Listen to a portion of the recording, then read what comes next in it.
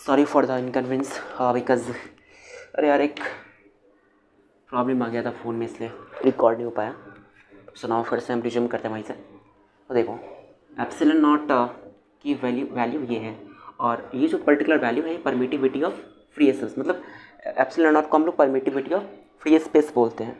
ठीक है, अगर हम लोग लिक्विड में डाल देंगे तब इसकी क्या वैल्यू होगी, जो कुछ भी वैल्यू होगी ना, सपोज ऐसे लिखा हो, ऐसे इसको बोलना होता है परमिटिविटी ऑफ लिक्विड। अगर ऑयल की बात करोगे तो परमिटिविटी ऑफ ऑयल, ऐसे।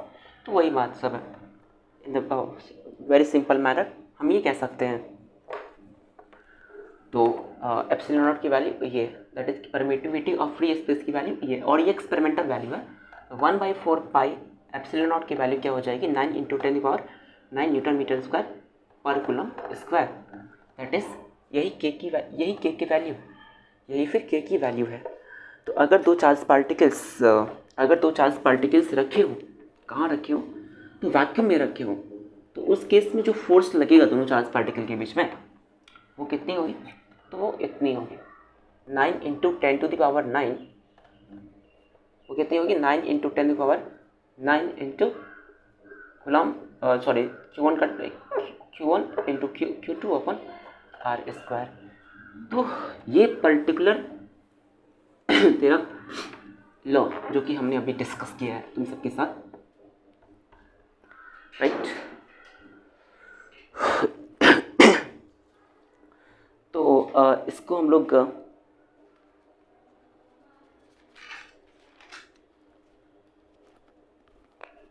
अगर इसको हम लोग समराइज करें तो ये वो ये होगा कि दो चार्ज पार्टिकल लेट्स सपोज अगर रखे हो r डिस्टेंस पे, तो दोनों चार्ज पार्टिकल के बीच में जो फोर्स लगेगा वो कितना होगा, k Q1 Q2/R², right. That is इस k की जो वैल्यू होगी वो 9 × 10⁹, लेकिन कब, जब चार्जेस वैक्यूम में रखे हों तब, और ये मीडियम पे डिपेंड करता है, ठीक है, और only for point charge particle. लेकिन Q1 Q2 का जब ये दोनों चार्ज पार्टिकल Q1 और Q2 दोनों चार्ज पार्टिकल क्या पॉइंट चार्ज साइज जैसा हो, और ये रिपल्सिव भी हो सकता है, अट्रैक्टिव भी हो सकता है। दैट इज़ की force of repulsion, force of attraction दोनों लग सकता है। ये मीडियम पे डिपेंड करता है। Force acts along the line joining the point charges, मतलब पॉइंट चार्जेस को ज्वाइन करने वाली लाइन के अलोंग ये फोर्स लगेगा। तो बस इतनी सी बात थी, और जो कि हमने बहुत ही अच्छे ढंग से, आई होप तुमको समझ आ चुका होगा कि अब कूलम्ब्स लॉ होता क्या है।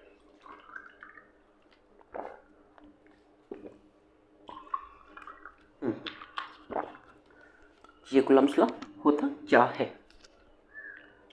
नाउ अब हम लोग आगे बढ़ते हुए अब इससे पहले कुछ क्वेश्चंस कर लेते हैं, कुछ क्वेश्चंस कर लेते हैं कूलम्ब्स लॉ के ऊपर।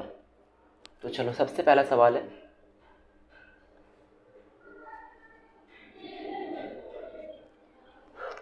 बहुत धीमे धीमे चलेंगे, 2-4 सवाल करेंगे उससे ज़्यादा नहीं। अगर Q1 और Q2 दो चार्ज पार्टिकल है और लेट सपोज कि 1 मीटर के सेपरेशन पे रखा है, ठीक है, 1 मीटर की दूरी पे ये दोनों चार्ज पार्टिकल्स रखे हुए हैं। अब हमको तुम बताओ दोनों चार्ज पार्टिकल के बीच में लेट सपोज कि F न्यूटन का फोर्स लगा, मतलब F फोर्स लगा, मतलब force exerted by Q1, sorry force exerted on Q1 due to Q2 जो इस पर फोर्स लगा रहा है वो कितना है, F है। तो बताओ force exerted on Q2 bye या फिर ड्यू टू Q1 कितना होगा, जल्दी से कमेंट करो। वो भी F ही होगा, एक्शन रिएक्शन पेयर, जितना ये इस पे लगावेगा उतना ही ये इस पे लगावेगा। गुड। अब देखो एक क्वेश्चंस करते हैं हम लोग।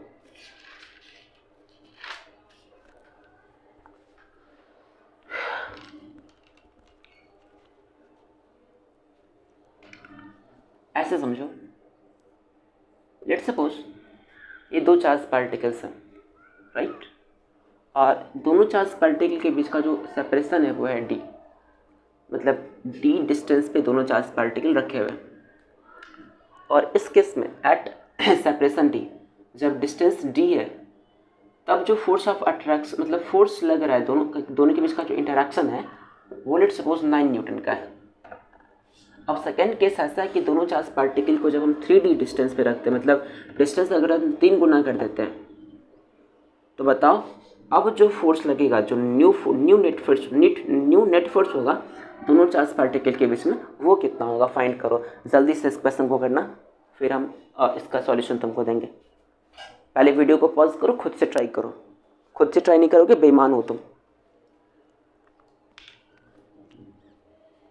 देखो इनिशियली जब सेपरेशन डी था, उम्मीद करते तुम सॉल्व कर चुके होगे, जब सेपरेशन डी था तो फोर्स कितना Q1 Q2 upon r square कितना हो जाएगा डी स्क्वायर।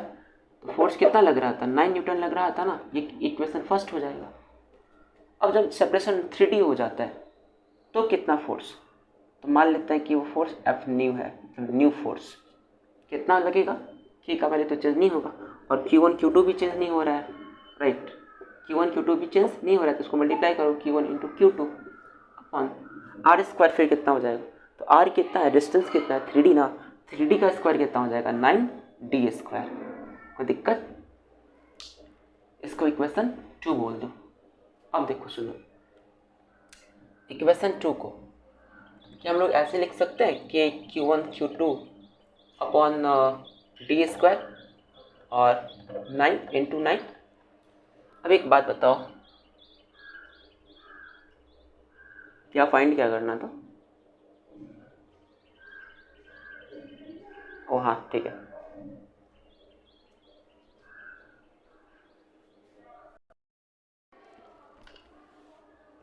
देखो तो के Q1 Q2 upon r square according to equation first, इसकी वैल्यू कितनी है भाई 9 न्यूटन है ना, तो इस पूरे की तुम वैल्यू क्या डाल सकते हो 9 डाल सकते हो अपॉन, या फिर अपॉन 9 कर सकते हो, दैट इज इसकी वैल्यू क्या है 9 है ना, और ये 1/9 है ना, दैट इज 9 इंटू 1/9, 9 से 9 कैंसिल, दैट इज 1 न्यूटन। तो जब डिस्टेंस पहले d था और डिस्टेंस हम जब 3 गुना बढ़ा दिए, दैट इज की डिस्टेंस को हम 3 टाइम्स इंक्रीज कर दिए, तब फोर्स भी क्या हो गया, फोर्स भी डिक्रीज हो गया, लेकिन कितना 9 टाइम्स डिक्रीज हो गया, ठीक है, फोर्स भी 9 टाइम्स डिक्रीज हो गया। जब सेपरेशन था d, तो जो फोर्स लग रहा था वो लग रहा था F। जैसे ही सेपरेशन 3D हो गया तो फोर्स कितना हो गया F/9। तो पहले कितना था फोर्स d डिस्टेंस पे 9 न्यूटन और 3D डिस्टेंस पे 9 इंटू 1/9, दैट इज 1 न्यूटन। आ गया ना 1 न्यूटन, बोलो हाँ या ना, तो 9 गुना फोर्स कम हो जाएगा। बस वही बात,